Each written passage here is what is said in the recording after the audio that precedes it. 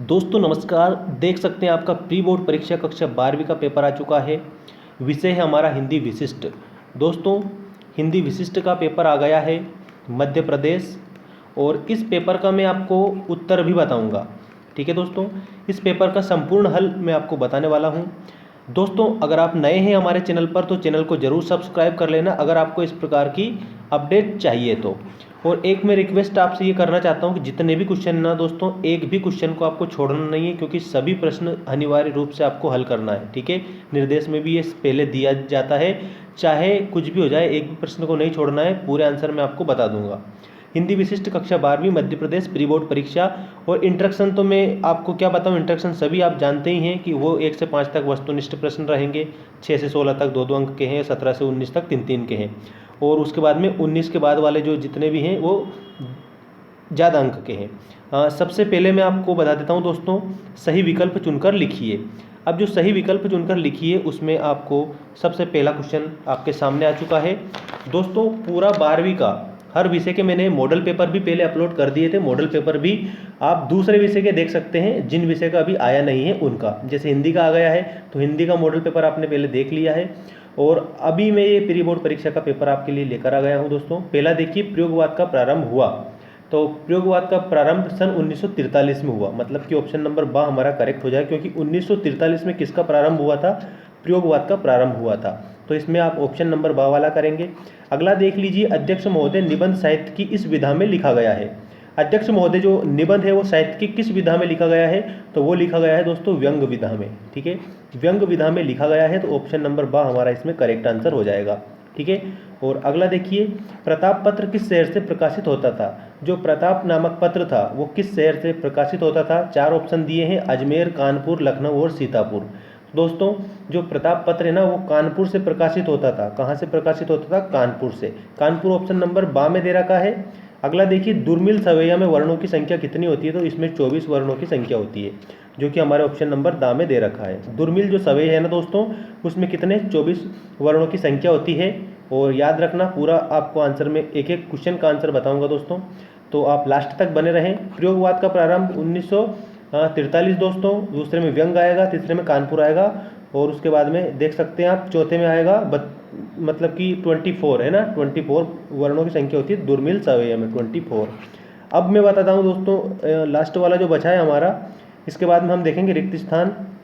ये देख सकते हैं मध्य प्रदेश में इंदौर, उज्जैन, रतलाम और राजगढ़, देवास आदि जिलों की जो प्रमुख बोली है, बोली की बात की जा रही है दोस्तों, भाषा की बात नहीं की जा रही, बोली की बात की जा रही है यहाँ पर।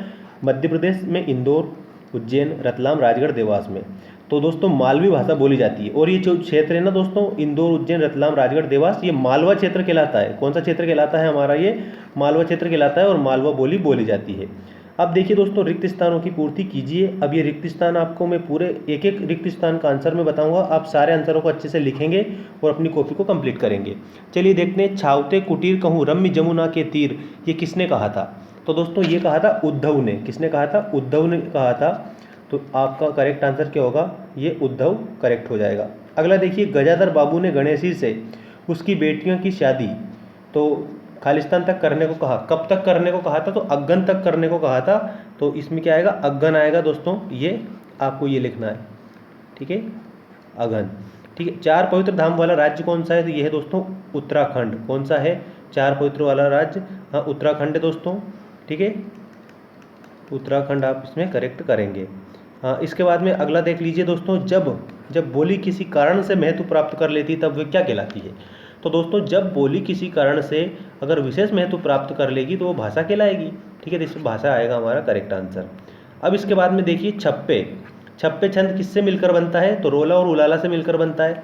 तो आप इसमें क्या लिखेंगे? रोला व उल्लाला। ठीक है, तो रोला व उल्लाला से क्या बनता है? छप्पे छंद बनता है दोस्तों, ये आपको ध्यान रखना है। अब आ गए हैं हमारे सत्य असत्य, लिखिए। अब इन सत्य असत्यों के सारे आंसर भी मैं आपको अभी तुरंत बता रहा हूँ दोस्तों। चलिए पहला देखते हैं, ब्रज भाषा को साहित्य के उत्कर्ष पर पहुंचाने वाले कवि सूरदास हैं। ये आपको बिल्कुल सही लिखना है। क्या लिखना है? पहले में सत्य लिखना है। और एक और बात मैं बता दूं कि जो सूरदास जी है ना, वो वात्सल्य रस के सम्राट भी कहे जाते हैं। ठीक है, और अगला देखिए, कविता पढ़ते समय विराम या रुकने को तुक कहते हैं। कविता पढ़ते समय विराम और जो रुकने को दोस्तों क्या कहते हैं? तुक कहते हैं। तो ये गलत है दोस्तों। ठीक है, क्या है, गलत। तो दूसरे में हम क्या लिखेंगे, असत्य लिखेंगे, असत्य आपको लिखना है दोस्तों दूसरे में। अगला देखिए, यशोधरा एक उच्च कोटि का गद्य काव्य है। यशोधरा एक उच्च कोटि का गद्य काव्य है, ये बिल्कुल सही है, मतलब करेक्ट है दोस्तों, ठीक है, क्या है, ये बिल्कुल करेक्ट है, मतलब कि राइट है। अगला देखिए, राष्ट्रभाषा को अंग्रेजी में ऑफिशियल लैंग्वेज कहते हैं। राष्ट्रभाषा को अंग्रेजी में ऑफिशियल लैंग्वेज कहते हैं क्या, तो दोस्तों इसमें आएगा आपका गलत, ठीक है। अगला देखिए, लता जी के गाने की मुख्य विशेषता उनका गानपन है, ये बिल्कुल राइट है दोस्तों, बिल्कुल आपको इसमें क्या लिखना है, सत्य लिखना है। तो ये आपके सत्य असत्य हो गए। एक बार और मैं बता दूं, पहला सत्य है, दूसरा असत्य है, तीसरा सत्य है और चौथा असत्य है और पांचवा सत्य है। मतलब कि दूसरा और चौथा क्या है, गलत है, बाकी सब सही है। अगला देख लीजिए, ये सही जोड़ी बनाइए, तो आप इसको अच्छे से सही जोड़ी बनाएंगे दोस्तों, एक एक आंसर आप अच्छे से देखेंगे। द्विवेदी युग के प्रवर्तक, दोस्तों इसमें महावीर प्रसाद द्विवेदी आएगा, क्या आएगा, द्विवेदी युग के प्रवर्तक महावीर प्रसाद द्विवेदी। और इसके बाद में गद्य साहित्य का विकास, तो गद्य साहित्य का जो विकास है ना दोस्तों, ये मैं यहाँ पर लिख रहा हूँ आधुनिक, क्या आएगा इसमें, आधुनिक काल में गद्य साहित्य का विकास हुआ था। और इसके बाद में अगला देख लीजिए, क्रांतिकारी साहित्यकार, अच्छा गणेश शंकर विद्यार्थी आएगा दोस्तों, इसमें क्या आएगा, ये ला वाला दे रखा है ना यहाँ पर, गणेश शंकर विद्यार्थी आएगा इसमें। पूर्ण विचार व्यक्त करने वाला जो शब्द होता है दोस्तों, वो वाक्य कहलाता है, क्या कहलाता है, पूर्ण विचार जो व्यक्त करने वाला जो शब्द है ना, वो वाक्य कहलाता है, ये आपको ध्यान रखना है, जो कि हमारे ऑप्शन नंबर बा में दे रखा है। रसराज किसे कहते हैं, श्रृंगार रस को रसराज कहते हैं। ये जो श्रृंगार रस है ना दोस्तों, श्रृंगार रस को हम क्या कहते हैं, रसराज कहते हैं, मतलब कि रसों का राजा कहा जाता है। श्रृंगार रस दो प्रकार का होता है, एक तो होता है संयोग श्रृंगार और एक होता है वियोग श्रृंगार, ठीक है। जहाँ पर नायक और नायिका के मिलन का वर्णन हो वहाँ पर संयोग श्रृंगार होता है, और जहाँ पर बिछड़ने का वर्णन हो वहाँ पर वियोग श्रृंगार होता है। तो ये आपकी जोड़ी कंप्लीट हो गई है दोस्तों। अब जोड़ी के बाद में हम अगला क्वेश्चन देखते हैं, एक वाक्य में उत्तर दीजिए, और एक वाक्य में उत्तर दीजिए। इन सारे क्वेश्चनों का आंसर भी मैं आपको बता दूंगा दोस्तों, एक एक क्वेश्चन का आंसर लिख के बता दूंगा, एक वाक्य में उत्तर दीजिए। देखिए, सांझ सकारे चंदा सूरज किसकी आरती करते हैं, तो सांझ सकारे चंदा सूरज भारत माता की आरती करते हैं। तो पहले में आप क्या लिखेंगे, भारत माता, क्या लिखेंगे दोस्तों, भारत माता, इस प्रकार से आप पहले में लिख देंगे। अगला देखिए, गीता सहित पूरे महाभारत का मुख्य उद्देश्य क्या है। अच्छा, जो गीता सहित मतलब जो गीता जी कही है ना भगवान कृष्ण ने, उनको मिलाकर पूरे महाभारत का उद्देश्य क्या है ये बता दूं, मोह का त्याग है। क्या है इसमें आप लिखना, मोह का त्याग, ठीक है, ये आपको लिखना है दोस्तों, मोह का त्याग, है ना, मोह का त्याग है।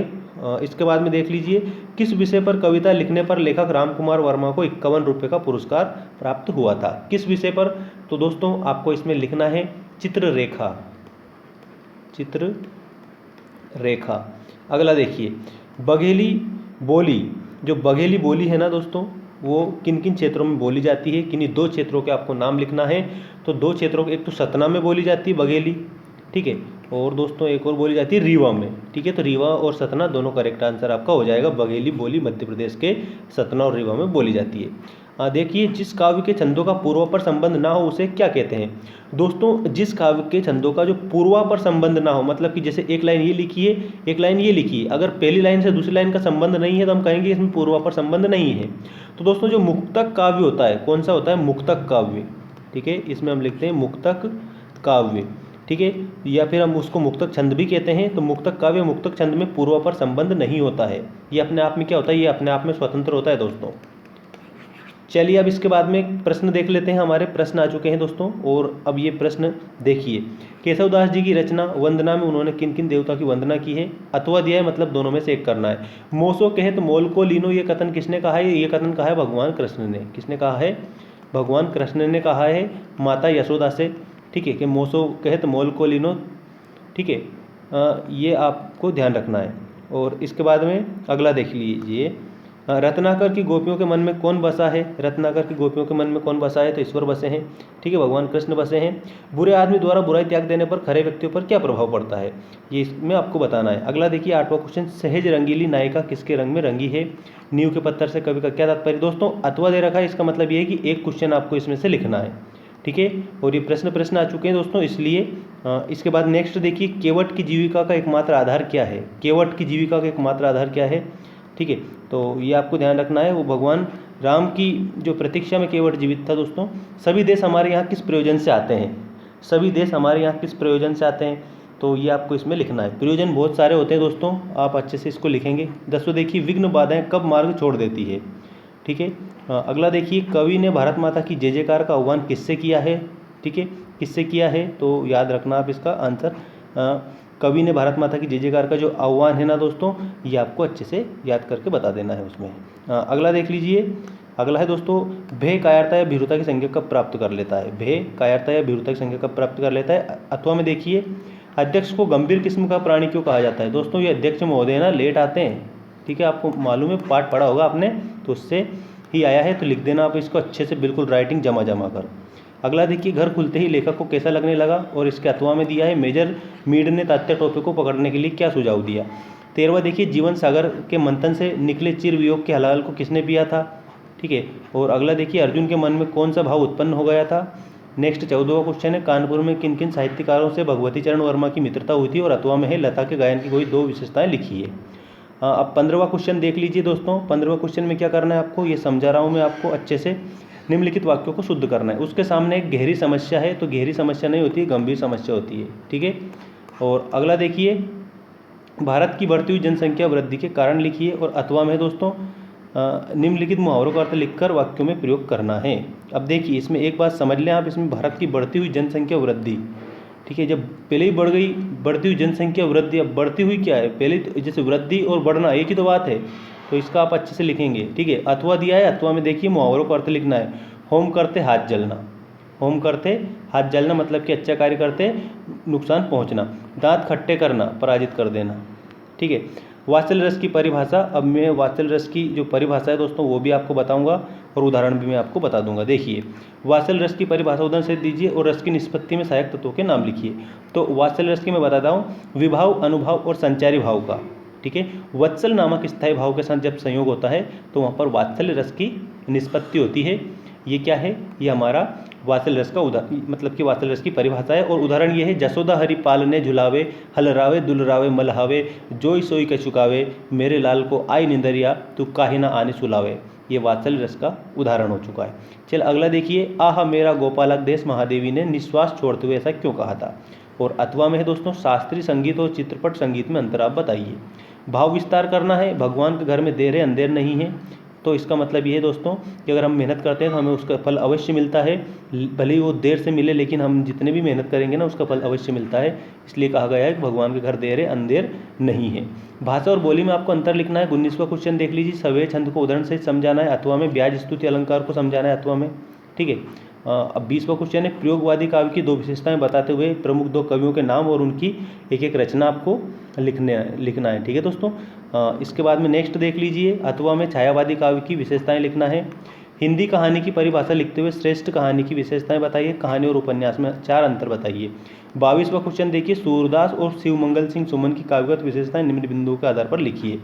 2 रचनाएं, भावपक्ष, कलापक्ष और साहित्य में स्थान। दोस्तों अगले वीडियो में मैं आपको सूरदास जी का जो जीवन परिचय है ना वो बता दूंगा, ठीक है, क्योंकि सूरदास जी का पूछा है, शिवमंगल सिंह सुमन जी का पूछा है, तो आपको अच्छे से याद रखना है। सूरदास जी का जीवन परिचय और शिवमंगल सिंह सुमन का मैं बता दूंगा, ठीक है।